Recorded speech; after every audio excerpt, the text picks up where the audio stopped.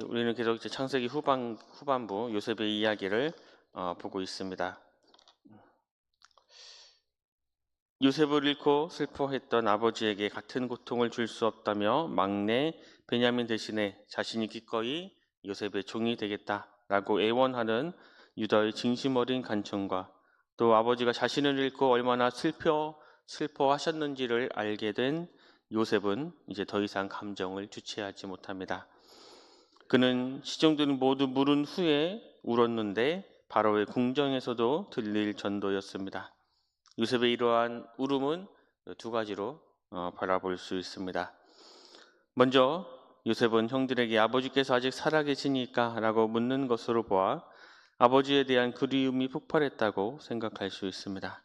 형들이 데려오는 베냐민을 보고 요셉은 얼마나 반가워했습니까?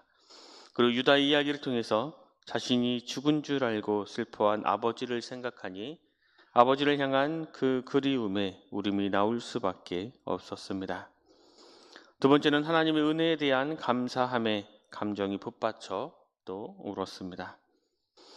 요셉은 형들이 스스로 자신의 잘못을 깨닫고 뉘우치게 하기 위해서 베냐민을 볼모 삼아 그 모든 사건들을 지금까지 진행시켰습니다.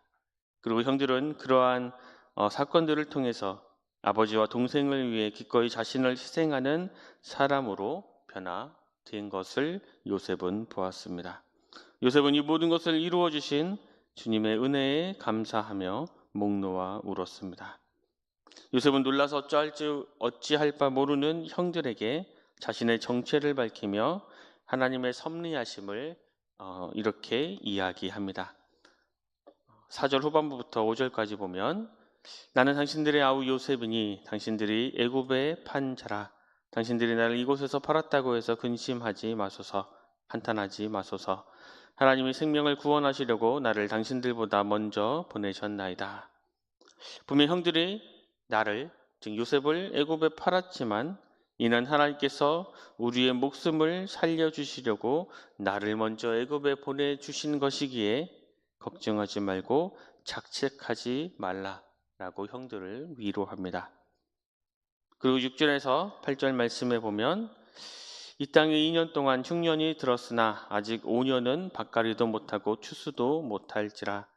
하나님이 큰 구원으로 당신들의 생명을 보존하고 당신들의 후손을 세상에 두시려고 나를 당신들보다 먼저 보내셨나니 그런즉 나를 이리로 보낸 이는 당신들이 아니요 하나님이시라. 하나님이 나를 바로에게 아버지로 삼으시고 그 온 집의 주로 삼으시며 애굽 온 땅의 통치자로 삼으셨나이다. 이 흉년은 앞으로 이제 5년 동안이나 계속될 것인데 이 기근 속에서도 이스라엘의 생명을 보존하고 이스라엘이 계속해서 번성하기 위해 하나님께서 형제를 통해 나를 이곳에 보내셔서 나를 애굽의 총리로 세우셨다. 라는 놀라운 간증을 합니다. 자신을 죽이려 했고 노예로 팔아 넘기고 아버지에게 거짓으로 요셉이 죽었다는 소식을 전해서 아버지를 상심하게 했던 이 형들을 요셉은 용서합니다. 만약에 요셉이 복수의 눈을 멀어 그러한 삶을 살았다면 이스라엘은 이렇게 구원을 받을 수 없었을 것입니다.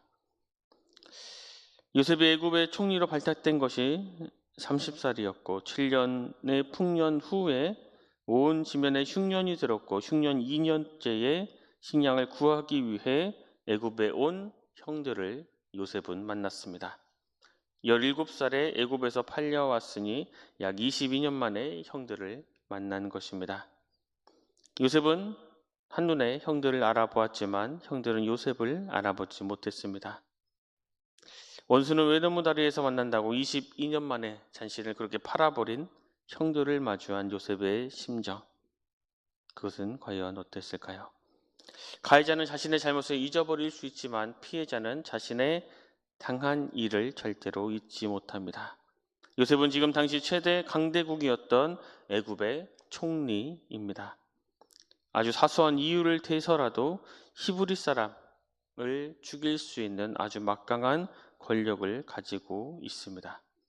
그리고 요셉은 그 자신의 형들을 처벌할 수 있도록 조치를 취해 놓았고 충분히 처벌할 수도 있었습니다. 그러나 요셉은 자신이 요셉임을 드러내지 않았고 그들을 떠보았습니다. 이처럼 요셉이 형들을 단죄하지 않고 용서할 수 있는 원동력, 그것은 어디서 왔을까요? 창세기 42장 9절에 보면 요셉은 자신 앞에서 엎드려져 있는 형들의 모습을 보고서야 자신의 어린 시절의 꿈, 즉 형들이 묶은 곡식단이 자신의 곡식단에 절하고 해와 달과 11별이 자신에게 절하는 꿈이 생각났습니다. 다시 말해 자신 앞에 엎드려 있는 그 형들을 보고 나서야 하나님의 자신을 향하신, 이스라엘을 향하신 섭리, 그것을 깨닫게 된 것입니다. 만약 요셉이 과거 자신의 꾼 꿈을, 그 꿈을 단순히 이루기 위해 살아왔다면 최고의 자리에 오른 그는 자신 앞에 엎드린 형들을 용서하지 못하고 단죄하는 복수의 화신이 되었을 것입니다. 요셉은 형들을 용서하는 것으로 그치지 않고 더 나아가 이스라엘을 향하신 하나님의 섭리하심을 이루기 위해 다음과 같은 준비를 하고 있습니다. 9절에서 11절 말씀에 보면 요셉은 앞으로 5년 더 남은 그 흉년을 대비해서 이스라엘을 애굽 땅 고센 땅에 이주시킬 계획을 세워 두었습니다. 또한 아버지가 고센 땅으로 이주하실 수 있도록 그러한 결정을 속히 내릴 수 있도록 형들에게 애굽에서 지금 자신이 현재 어떠한 영화를 누리고 있고 어떻게 살고 있는지를 아버지에게 잘 전달하라고 합니다. 말을 마친 요셉은 동생 베냐민을 안고 울며 다시 만나 기쁨을 나누었고 형들과도 입을 맞추고 안고 울면서 형제 간의 우정을 회복하는 시간을 갖게 되었습니다. 요셉을 휴식하는 대표적인 표현은 창세기에 보면 여호와께서 그와 함께 하시다입니다.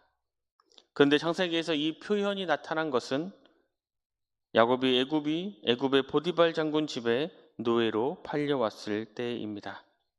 요셉이 애굽의 보디발 장군 집에 노예로 팔려왔을 때입니다. 요셉은 믿음의 집안에서 태어나 믿음의 자녀로 어렸을 때부터 자라났습니다. 그러나 그 시절에는 단 한 번도 하나님과 관련된 표현이 나타나지 않습니다. 그러다가 그가 노예로 팔려왔을 때야 비로소 여호와께서 그와 함께 하셨다, 즉 하나님과 동행하는 삶을 살았다라고 기록되어 있습니다. 이 말은 그가 믿음의 가정에서 성장했음에도 그는 하나님과 동행하는 삶을 살지 않았다라는 반증입니다. 형제 간에는 당연히 다툼이 있을 수 있습니다. 그러나 요셉의 형들이 17살에 불과한 동생 요셉을 죽이려고 깊은 구덩이 속에 던져버렸다가 미디안 상인에게 노예로 팔아넘기고 아버지에게는 요셉이 들짐승에게 죽였다고 거짓말했습니다. 형들의 잘못도 있지만 요셉은 아버지의 편애 속에서 형들에게 그동안 어떻게 행동해 왔는지를 알 수 있는 부분이기도 합니다. 그리고 그 결과 그러한 파국을 맞이했습니다. 그런데 형들이 요셉을 죽이려고 깊은 구덩이에 던져버린 그 사건은 요셉의 인생의 터닝 포인트가 되었습니다.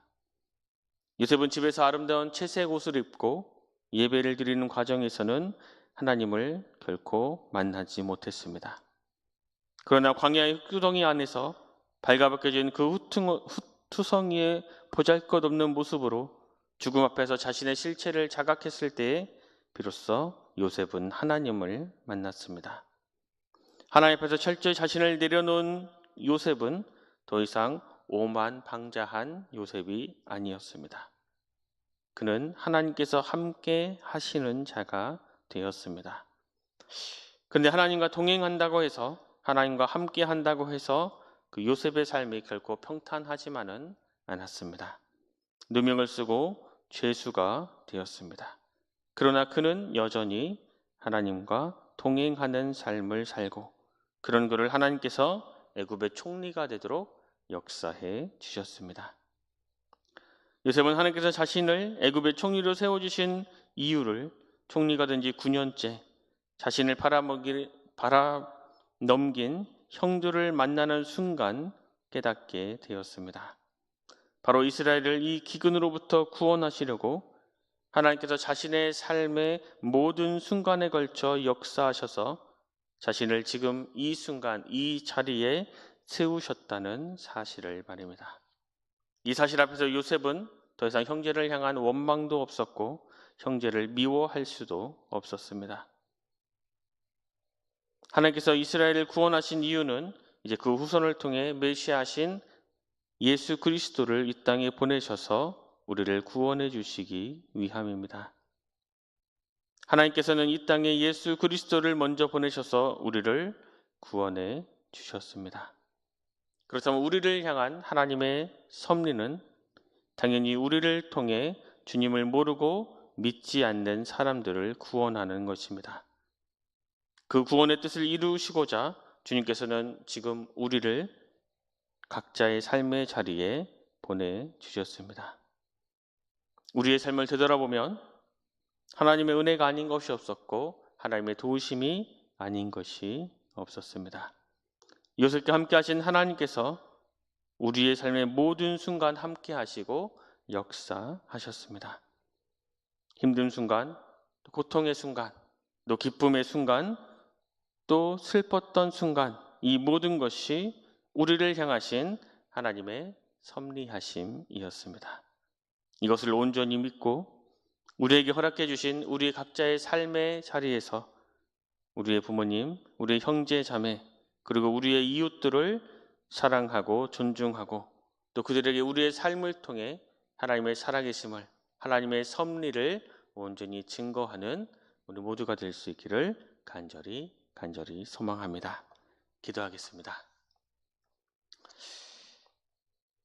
주님, 요셉과 동행하신 여호와 하나님께서 지금 우리와 함께 하여 주시고 우리에게 섭리해 주심에 감사합니다. 그런데 우리를 향하신 주님의 그 은혜를, 주님의 그 섭리하심을 깨닫지 못해 주님을 원망하거나 또 한참이 지나서야 그 주님의 섭리를 깨닫는 이러한 어리석음을 주님 용서하여 주시옵소서. 우리의 삶의 자리가 하나님의 뜻을 이루기 위해 주님께서 직접 세워주신 자리임을 잊지 않도록 도와주시고 그러한 은혜로, 그러한 섭리로 우리의 삶의 현장에서 믿음으로 살아갈 수 있도록 주님 인도하여 주시옵소서.